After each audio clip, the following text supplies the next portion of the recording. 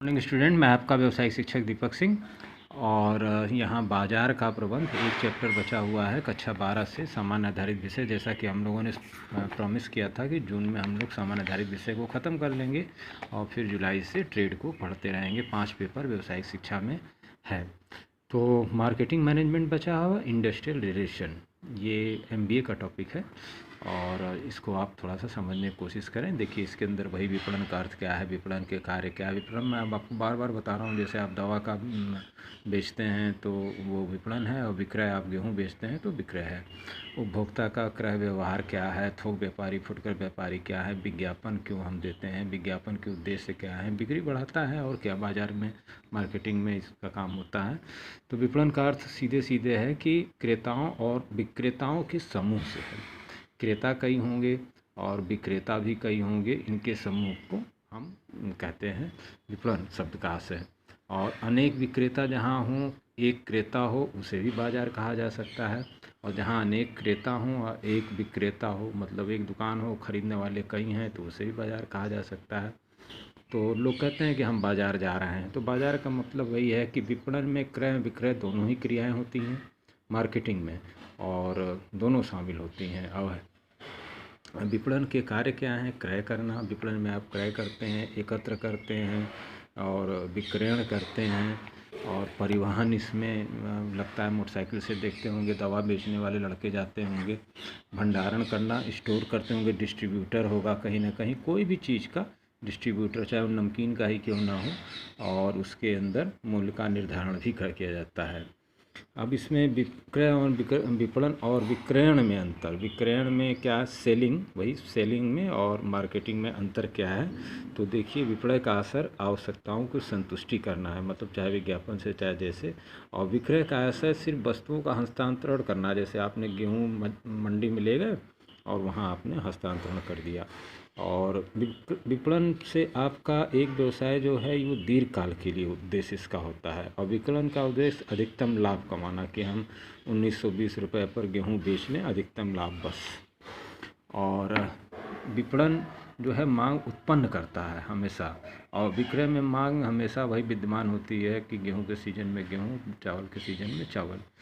और उसके बाद मार्केटिंग मैनेजमेंट किसे कहते हैं? बाजार प्रबंध से आशय वही है कि बाजार अस्थायी पूर्व प्रबंध से है, अर्थात ग्राहकों की रुचि, इच्छाएं और आवश्यकताओं का पता लगाया जाता है, फिर उसके हिसाब से उत्पाद का निर्माण किया जाता है, जिससे ग्राहकों को उनकी इच्छा के अनुरूप वस्तु देकर उन्हें संतुष्ट किया जा सके।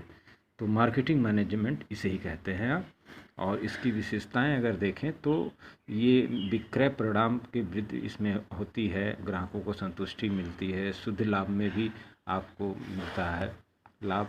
विपणन के 4 आधार मुख्य रूप से होते हैं। मार्केटिंग अगर आप करने जाते हैं, फूड बेस ऑफ मार्केटिंग, तो पहला चीज़ उत्पाद होती है, दूसरा उसका मूल्य होता है, तीसरा उसको आप कैसे वितरण करते हैं, और चौथा उसका संवर्धन, मतलब ग्राहकों को वस्तु से संबंधित जानकारी प्राप्त करना, उसको मतलब जागरूक बनाना और बताना कि नहीं साहब हमारा ऐसा है और उत्पाद अच्छा है। देखते होंगे आप मार्केटिंग में अक्सर पेपर भी विज्ञापन का साधन है। आइए देखते हैं उपभोक्ता का व्यवहार किसे कहते हैं। उपभोक्ता के व्यवहार से आपका आशय ये होता है कि अब मनुष्य प्रत्येक कार्य किसी न किसी उद्देश्य पूर्ति के लिए करता है, और बाज़ार भी जाता है तो अपनी आवश्यकताओं की पूर्ति के लिए जाता है। तो उसमें उपभोक्ता के व्यवहार को समझना बहुत ज़रूरी होता है कि उससे क्रय करने की उसकी आदत क्या है, प्रेरणा क्या है, प्रवृत्तियाँ क्या है, और उसकी उसी ढंग से आपको उपभोक्ता के व्यवहार को पता करके तब आपको अपना उत्पाद बनाना होता है। तो इसीलिए उपभोक्ता का व्यवहार जानना बहुत ज़रूरी होता है कि उपभोक्ता हमारा मार्केट में किस तरह का आ रहा है, उसी तरह से आप प्रोडक्ट बनाएंगे। थोक विक्रेता किसे कहते हैं? तो थोक विक्रेता का आशय आप उससे ले लीजिए जो उत्पाद का, सेवाओं का विक्रय करना और उसे प्रत्यक्ष रूप में सभी क्रियाएं उसके पास रहती हैं, उसे पुनः विक्रय करना, व्यवसायिक उद्देश्य के लिए क्रय करना, और मतलब थोक में वस्तु खरीदता है और पुनः विक्रय फुटकर व्यापारियों को करता है। तो ये थोक विक्रेता से माल बड़ी मात्रा में खरीदता है थोक व्यवसायी उत्पाद को फुटकर मात्रा को व्यापारी को आवश्यक आवश्यकता अनुसार बेचता है। मंडी में आप जाते होंगे जंगीपुर में, तो वहाँ थोक व्यापारी रहते हैं, और जो आपकी चट्टी पे दुकान पे हैं वो फुटकर व्यापारी हैं। फुटकर व्यापारी का अर्थ ये होता है कि वो थोड़ी थोड़ी मात्रा में ले आके थोक विक्रेता से सामान खरीदता है, उसको बेचता है। तो ये है, इसका अंतर भी आप देख सकते हैं। अधिक पूंजी में थोक विक्रेता को चाहिए और छोटी पूंजी फुटकर विक्रेता को चाहिए। थोक विक्रेता निर्माता से माल खरीदता है, फुटकर व्यापारी थोक व्यापारी से माल खरीदता है। और एक अच्छे व्यापारी विक्रेता के गुण अगर देखिए तो विक्रेता का व्यक्तित्व आकर्षण होना चाहिए, कोई ज़रूरी नहीं है व्यवहार भी अच्छा रहेगा तब भी चलेगा। विक्रेता हंसमुख होना चाहिए, स्वस्थ और ईमानदार होना चाहिए और नम्र स्वभाव का होना चाहिए। विज्ञापन में अगर आप आएँ तो विधन ज्ञापन मतलब विशेष तरह का ज्ञापन देना, अर्थात ज्ञान देना। तो अब ये विशेष तरह का ज्ञान देने का मत से विज्ञापन होता है। इसका प्रमुख उद्देश्य वही होता है कि वस्तुओं की मांग को बढ़ा दे, मांग को स्थिर रखे। सहायक उद्देश्य भी है अंधविश्वास कुरीतियों को समाप्त करे। अच्छे विज्ञापन के गुण यही है कि बजट का आकार उचित होना चाहिए और विज्ञापन संक्षिप्त हो तो ज़्यादा अच्छा रहे। जैसे कि परिवार नियोजन का है, हम दो हमारे दो। तो पैकेजिंग की व्यवस्था भी अच्छी होनी चाहिए। वस्तु का पैकेजिंग अगर ठीक नहीं रहेगी तो बिक्री करने में उसकी दिक्कत आएगी। उसके बाद छोटा छोटा सवाल है, विक्रय में क्रय दोनों ही क्रियाएं शामिल होती हैं, ये पाइल साहब ने कहा था। विपणन का कार्य यह है विक्रय करना, और मूल्य निर्धारण के समय ध्यान रखा जाता है लागत और लाभ दोनों का। ये सब छोटे सवाल हैं। और 2 नंबर के अगर आप सवाल देखें तो उपभोक्ता व्यवहार क्या है, तो वही उपभोक्ता की किसी विशेष वस्तु को क्रय संबंध में क्रेता द्वारा की जाने वाली संपूर्ण निर्णय लेने की प्रक्रिया क्रेता अथवा उपभोक्ता व्यवहार कहलाता है। एक लाइन में भी कह सकते हैं आप। एक अच्छे पैकिंग की व्यवस्था क्या विशेषताएं क्या आकर्षक होना चाहिए, पुनः विक्रय करने की उसकी संभावना बनी रहे, पैकेजिंग अच्छी हो। जैसे आजकल देख ही रहे हैं 25 ग्राम आलू में और हवा भर के और कितना आलू की चिप्स बेच दे रहे हैं लोग 5 रुपये में, तो कितना महंगा है। एक अच्छा विक्रेता के क्या क्या गुण होने चाहिए, वही सहनशील हो, धैर्यवान हो, हंसमुख हो, ये चीज़। और अच्छे विज्ञापन के गुण क्या होने चाहिए, विज्ञापन का बजट सही हो, विज्ञापन आकर्षक हो, संक्षिप्त हो, इस तरह का गुण होना चाहिए। डाक द्वारा व्यापार भी ये जो है बीवीपी पार्सल द्वारा माल बेचते हैं। आजकल डाक से, अब तो ऑनलाइन सेल है, पहले डाक के द्वारा भी वस्तुओं को व्यापार किया जाता था, तो डाक व्यवसाय जिसे कहा जाता था। अच्छा, दलाल और अड़तिया में क्या अंतर है?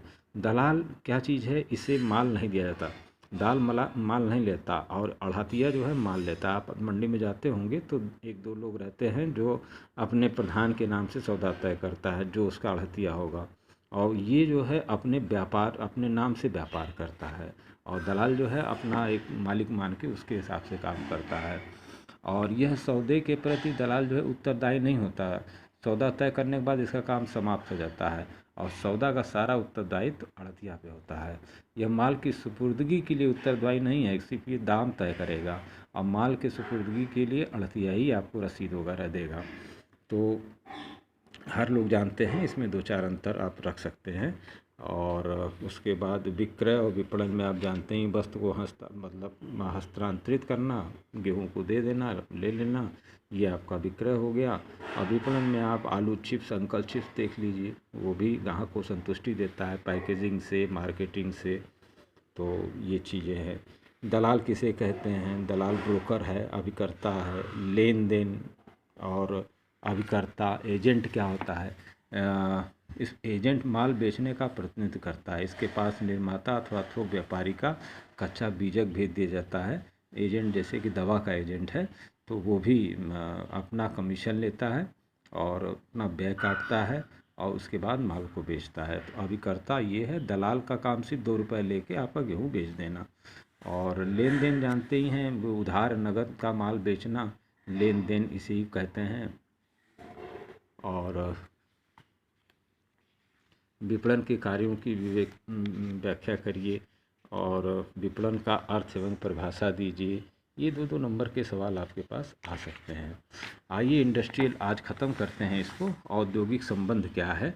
तो औद्योगिक संबंध में कोई भी आप छोटा सा भी उद्योग, राइस मिल भी लगाइए। चलिए मैं उसी को दिमाग में रख के बताता हूँ कि भर्ती, तो आप उसके अंदर आप अपना जो रखेंगे कर्मचारी, योग्य कर्मचारियों को रखेंगे। तो संस्था में सभी कर्मचारी लगन से काम करें और योग्यता भी हो और कम समय में अच्छा काम कर लें। तो यही सब बातों का ध्यान रख के कर्मचारियों की भर्ती की जाती है। भर्ती का अर्थ यही है। श्रमिकों की भर्ती का अभिप्राय ये है कि कर्मचारियों को खोज करना तथा उसे रिक्त स्थानों के लिए आवेदन पत्र देने के लिए प्रेरणा देने से। अक्सर आजकल यूट्यूब पर आप देखते भी होंगे। भर्ती के नियम क्या हैं? तो नियम वही है कि भर्ती का कार्य अनुभवी और कुशल श्रमिक होना चाहिए। इसके कार्य का नए पूर्व विश्लेषण होना चाहिए और उसका इंटरव्यू वगैरह प्रॉपर होना चाहिए। भर्ती के स्रोत में भी देखिए तो एक आंतरिक स्रोत होता है, एक बाह्य स्रोत होता है। आंतरिक स्रोत से आशय है आपका कि उन्हीं कर्मचारियों को पदोन्नत करके आप ऊपर कर दीजिए, और बाहरी स्रोत से ये है कि भूतपूर्व कर्मचारियों को बुलाइए, प्रत्यक्ष भर्ती करिए, वर्तमान कर्मचारियों के संबंध में सिफारिश करना, रोजगार केंद्र द्वारा भर्ती करना, जो यहाँ पर रोजगार केंद्र है उससे आप ले सकते हैं। कर्मचारी का चुनाव का अर्थ ये है कि सही व्यक्ति का चुनाव करने से इसका अर्थ है, और अगर सही व्यक्ति का चुनाव नहीं करेंगे तो आपके बाद में प्रबंधन में इसको दिक्कत भी आएगी। और इसके बाद प्रशिक्षण क्या है? प्रशिक्षण एक तरह का विधिवत योजना ढंग प्रक्रिया है जिसके उद्देश्य अनुभव देना है। उद्यमी और कर्मचारी में संगठन में उद्देश्य को प्राप्ति करने की क्षमता हो सके,